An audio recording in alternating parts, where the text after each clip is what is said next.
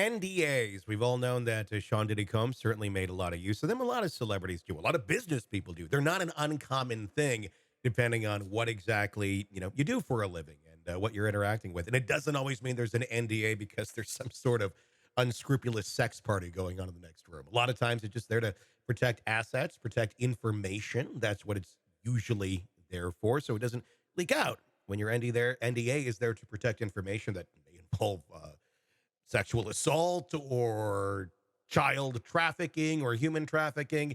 That's a little bit different. Joining me to discuss, Siobhan Scott, psychotherapist and author.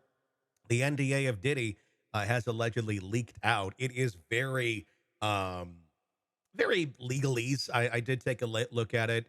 There really wasn't a lot to note in terms of like specific weird Diddy-ish things. It just kind of seemed like a simple boilerplate. You can't talk about anything you just saw in here, period, with a lot of words. What's your thoughts on this? I mean, a lot of people probably signed that thing going because they wanted to be at the Diddy parties. Are there a lot of people regretting that at this point? And really, I know it's not really, it is a legal question, but it's not a legal question. At this point, does it even matter that these NDAs were signed with what we know about Diddy and the allegations against him? Well, I would think if we were looking at, what does the NDA mean, that the person who put the NDA out there can sue you if you break the rule on Mhm. that. I don't see him suing anybody at this Yeah. point. I don't think it's going to go that way. And yeah, just putting it in context, it's another piece that just, at least superficially, looks pretty awful. I've Yeah. never had to even think about an NDA for my life, Yeah.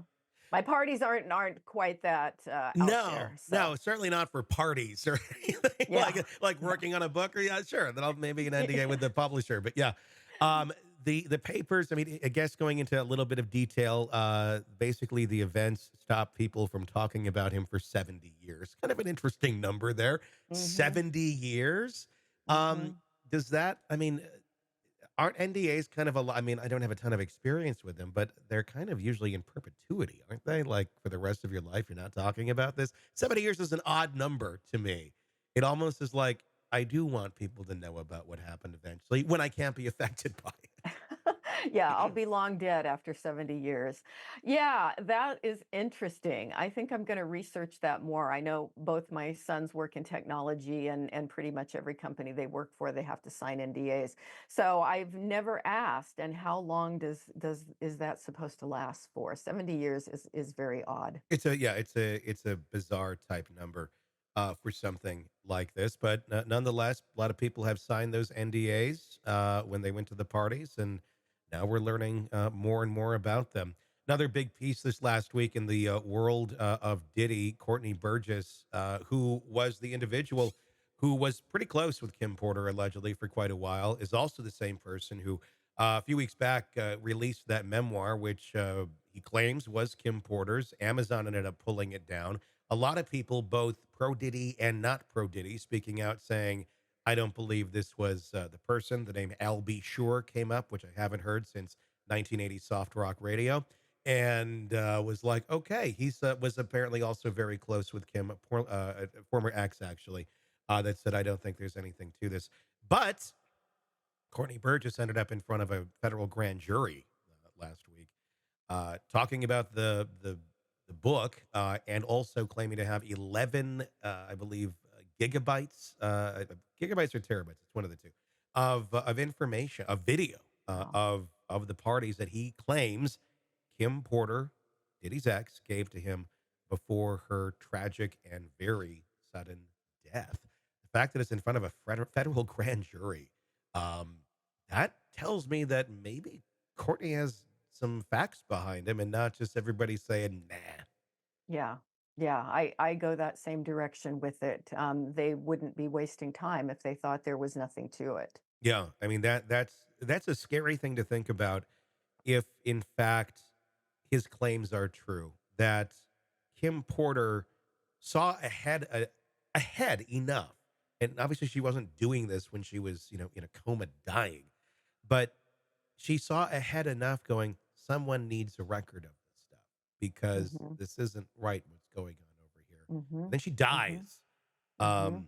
Like leaked the information, dies. seems a little Yeah. suspicious, seems a little It weird. sure does. It sure does. Yeah. It's Like, awful. and those kids, they're behind dad. I can't.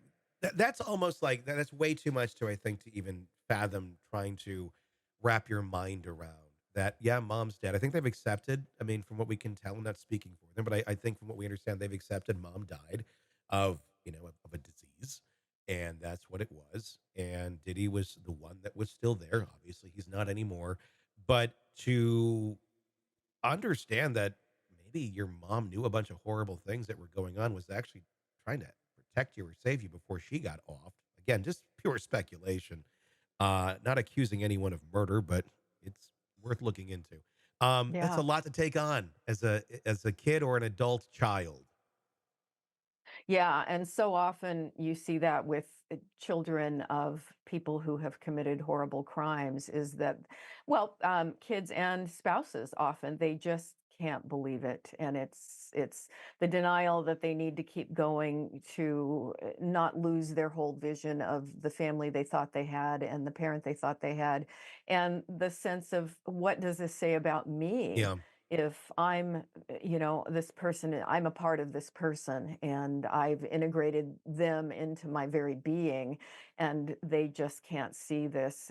I always say it's like a negative hallucination, not seeing what's right in front of you. Well, I mean, yes, very much so, and it challenges their own identity, everything they thought they knew about themselves based on what Yeah, was the building blocks for them. I mean, 100%. when you work with somebody who's been through something horrible, where one of the parents is dead because of the actions of the other parent, and the other parent is still, they've never done anything to violate the children. They've always been Hmm. there, but they got rid of the other one for their Hmm. own selfish purposes, and they can't wrap their minds around this. Hmm. Is it what is the healthy route for something like that? Is it to eventually come to terms with reality, or is it more, let's let you live in your own world, as long as it doesn't get to delusions and affecting other people? Is it healthier to have some sort of view of the surviving parent in a good light, even if in fact their actions took the life of the other one? Yeah, I always lean in favor of reality as, a better choice that serves us ultimately. But I think you have to help people look at a parent through a prism. And it's almost like, you can hold two realities at the same time. It's difficult, but I think that's probably the healthier choice is that, yes, this parent was good to you. And so you can hold on to that and keep those good memories, but at the same time, realize that this person could have been an absolute villain to other people. And how do you hold both those things? Yeah. It takes a lot of time and a lot of support. But yeah, I lean toward reality is better than denial. And a lot of mental gymnastics if you're going to go down the road. I mean, either way is a lot of mental gymnastics, but if you're going to continue to hold one of them in higher regard, even though they shouldn't be, Yeah. that's a lot to take on. I mean, this, whether it's this situation or any, I mean, let's just for example say one of these videos does come out, and it's irrefutable. It's Diddy, it's dad to some people, and again, all conjecture, all just hypothetical. Let's say there's a video that does come out, if it exists, and it shows him doing horrible things with people. I'm not going to say kids, I'm gonna say whatever, horrible things, Yeah. illegal, horrible things. And it's there. Is that enough to make the kids go, okay, this is enough. We saw it now. And because I know in some cases it's not. And then you just like, Yeah. how are you still going? Tell me about that. The denial of reality that's right in front of you. How does Yeah. a mind go through those gymnastics to discredit just pure fact that's Yeah. not even like questionable? It's pure, it's right there. How does someone walk around that and go, nah, I don't not gonna take that one in. Yeah, we see it a lot, and it's one of those things I go back to, these defense mechanisms are just intransigent. They work well for people in the sense of, I can go on and feel good about my life because all this other stuff isn't true. And we see it over and over and over again. We see it in politics, you see it with celebrities, you see it in dysfunctional families where people just hold on to that denial. And, you know, ultimately, do they get through life feeling better? Maybe in some ways, but I sure don't think it's a healthy way to live. Do people who've been through more trauma have an easier task at doing that, of being able to kind of block some things away and say, I'm not going to take this as reality, versus people who've led a less traumatic life and have had less things happen to them that were less to the extremes? I'm not saying the kids of Diddy had a lot of trauma, but they've had a lot of huge ups and a lot of huge downs, very high, Yeah, very lows. yeah. Which in itself could be traumatic, not necessarily abuse from dad or something, but up and down. Those larger extreme shifts, does that make it easier to accept something like that than it would otherwise? Yeah, I think that's a great question, a really good point. We do know that some people respond to, and as you say, extreme shifts. We can look at that as a form of trauma. Mhm. It's very unsettling. Yeah, And some people do develop those defense mechanisms where it's like, I just don't see it. I just don't experience it. It's almost like a form of dissociation where yeah. they disconnect from unpleasant realities. Well, and I guess part of the question would be too, do even though the rest of the world and society will look at these claims and the facts as they come out as being horrific, if in fact they do prove out to be, is there a normalization that maybe went on there in that house that everyone else is seeing these things as horrible, but this was just another Saturday night in Diddyland, Hmm. where Hmm. like, what do you mean this is wrong? This is weird. He's been doing this since I can remember. Yeah. Yeah, I think that's certainly what you see with his mother. We've talked a bit about her Mhm. in the past. And the normalization is another part of the process that goes with denial and the inability to see things that are aberrant and strange and bizarre. And people who grow up in those circumstances, they get really good at it. Yeah. Well, I mean, what's your take on the fact that, I mean, some of the kids, some of the boys, I mean, do have charges pending on them, and civil cases Hmm. against them. Um, Hmm. there's a lot of accusations there that some of them, pretty much followed in dad's footsteps. Whether it's true or Hmm. not, Hmm. we that's up for debate yet, and will be seen by the trial. But if you're going in your father's footsteps at a very young age, and it's a very dark path, yeah, I can imagine you don't Yeah. necessarily see anything wrong with that path that you've been on. Yeah, it's like a culture, that just occurred to me. You when you live in a culture where certain things are just the way it's always done, kids grow up incorporating it, and families have cultures too, Yeah, and that's the set by the parents. The parents determine the family culture.